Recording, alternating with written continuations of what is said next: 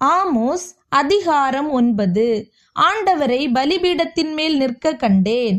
அவர், நீ வாசல் நிலைகள் அசையும்படி போதிகையை அடித்து அவைகளை அவர்கள் எல்லாருடைய தலையின் மேலும் விழ உடைத்து போடு.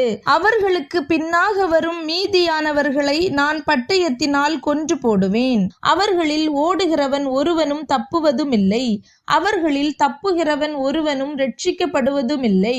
அவர்கள் பாதாள பரியந்தம் தோண்டி பதுங்கிக் கொண்டாலும் என் கை அவ்விடத்திலிருந்து அவர்களை பிடித்து கொண்டு வரும். அவர்கள் வான பரியந்தம் ஏறினாலும் அவ்விடத்திலும் இருந்து அவர்களை இறங்க பண்ணுவேன். அவர்கள் கர்மேலின் கொடுமுடியிலே ஒளித்து கொண்டாலும் அங்கே அவர்களை தேடி பிடிப்பேன். அவர்கள் சமுத்திரத்தின் ஆழத்திலே போய் என் கண்களுக்கு மறைந்து கொண்டாலும் அங்கே அவர்களை கடிக்க பாம்புகளுக்கு கட்டளையிடுவேன். அவர்கள் தங்கள் சத்துருவுக்கு முன்பாக சிறைப்பட்டு போனாலும் அங்கே அவர்களை கொன்று போட பட்டயத்துக்கு நான் கட்டளையிட்டு என் கண்களை அவர்கள் மேல் நன்மைக்கல்ல தீமைக்கென்றே வைப்பேன்.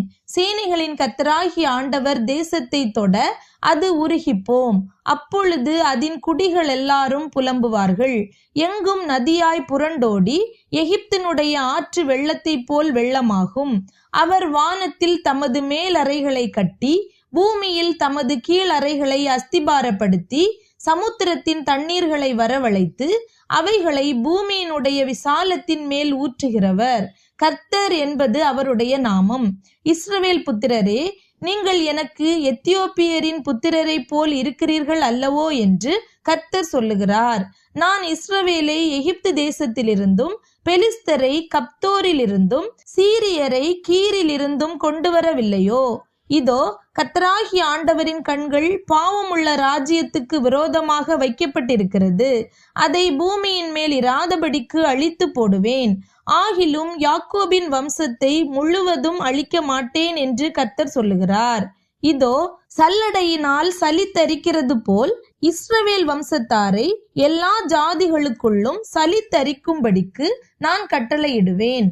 ஆனாலும் ஒரு கோதுமை மணியும் தரையிலே விழுவதில்லை. தீங்கு எங்களை அணுகுவதும் இல்லை, எங்களுக்கு நேரிடுவதும் இல்லை என்று என் ஜனத்தில் சொல்லுகிற பாவிகள் எல்லாரும் பட்டயத்தினால் சாவார்கள்.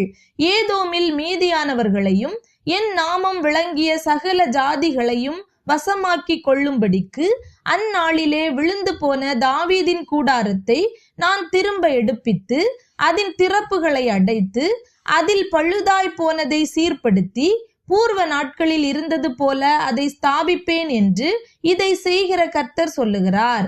இதோ, உழுகிறவன் அறுக்கிறவனையும் திராட்ச பழங்களை ஆலையாடுகிறவன் விதைக்கிறவனையும் தொடர்ந்து பிடித்து பர்வதங்கள் திராட்சரசமாய் வடிகிறதும் மேடுகள் எல்லாம் கரைகிறதுமான நாட்கள் வரும் என்று கர்த்தர் சொல்லுகிறார். என் ஜனமாகிய இஸ்ரவேலின் சிறையிருப்பை திருப்புவேன். அவர்கள் பாழான நகரங்களை கட்டி அவைகளில் குடியிருந்து திராட்சை தோட்டங்களை நாட்டி அவைகளுடைய பழரசத்தை குடித்து தோட்டங்களை உண்டாக்கி அவைகளின் கனிகளை புசிப்பார்கள். அவர்களை அவர்கள் தேசத்திலே நாட்டுவேன். நான் அவர்களுக்கு கொடுத்த தேசத்திலிருந்து அவர்கள் இனி பிடுங்கப்படுவதில்லை என்று உன் தேவனாகிய கர்த்தர் சொல்லுகிறார் என்றார்.